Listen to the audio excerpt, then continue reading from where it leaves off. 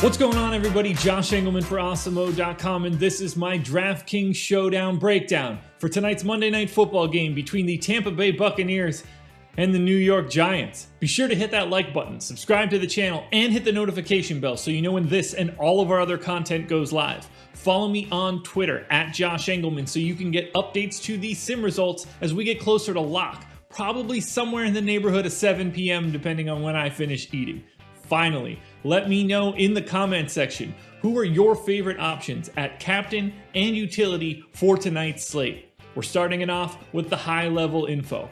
Average fantasy points in the optimal lineup, 125.1. Median salary used, 49,000.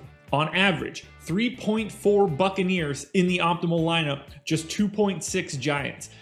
The Bucs are 13-point favorites in New York with a 45-point total. This one could be ugly, but it could be fun. I'm excited to dive in. Let's start with the captains. All right, so we don't have ownership yet, as per usual, in the mornings on a Monday, but I do have one person that leads everyone. $18,000, 26% likelihood of being the optimal captain. It's Tom Brady. You gotta pay up. He's projected so far ahead of everyone else on the slate that he creates that separation, makes the salary not as important. Brady at 26%. Only two other guys get into double digits. That would be Mike Evans at 16.2, Daniel Jones at 13.8. That is a gigantic disparity between both quarterbacks from price and from a talent perspective, if I'm being perfectly honest. I don't expect Evans or Jones to get too much ownership, so I think those 12 and 10% numbers look about right. Otherwise, the next best option for you at captain, you're spending all the way down to $10,500 and going to Darius Slayton. I have Slayton projected for 11.7 fantasy points. That's normal, so you get the boost, obviously, from captain.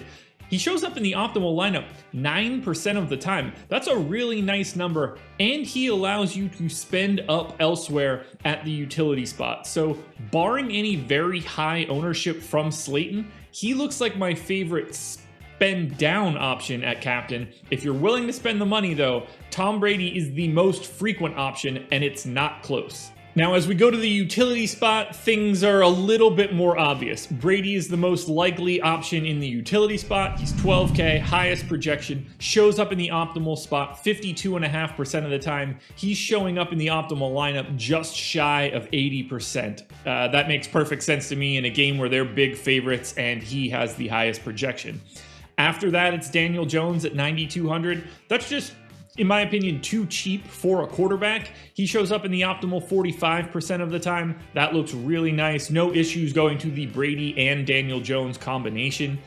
For spending down, $6,200 for Leonard Fournette is a bit too cheap given his projected outlook. Shows up in the optimal 40% of the time. He is my preferred mid-tier salary savings option. Doesn't go very well with Tom Brady, but it's showdown. You just need some points, and at that price tag, it doesn't matter as much. After that, we get into the 30%-ish guys. Rob Gronkowski, Mike Evans, Darius Slayton, Ryan Suckup, Wayne Gallman, just shy of 30%. All those guys look pretty similar. They have the same sort of way to get in the optimal, just depends how much salary you have left. If you're trying to save money, if you're trying to go to something like Brady, captain, plus Daniel Jones, plus others, Golden Tate is 3K, projected for 6.5 fantasy points, shows up in the optimal 17% of the time. I'd be fine going to him as one of a 3 max scenario. Justin Watson is $800.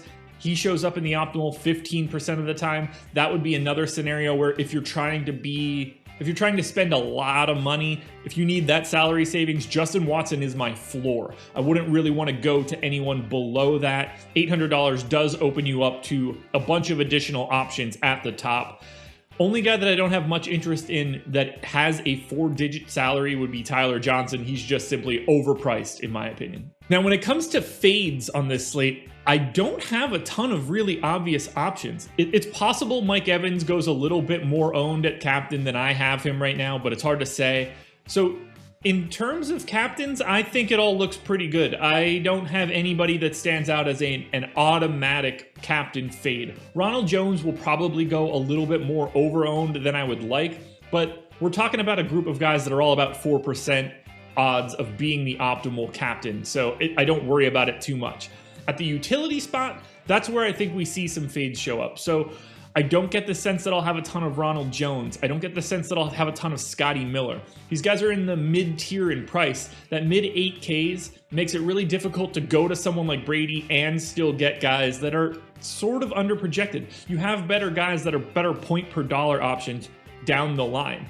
Bucs defense is 7,400 at utility. Now I understand the Giants are bad. They only show up in the optimal about 20% of the time. I don't think the upside is there for the Bucs at utility. I assume they end up more owned than the 20% likelihood I'm giving them. And as I mentioned it before, Tyler Johnson is a full fade. I don't expect much ownership either way, but anything north of 2% is probably not what you're looking for.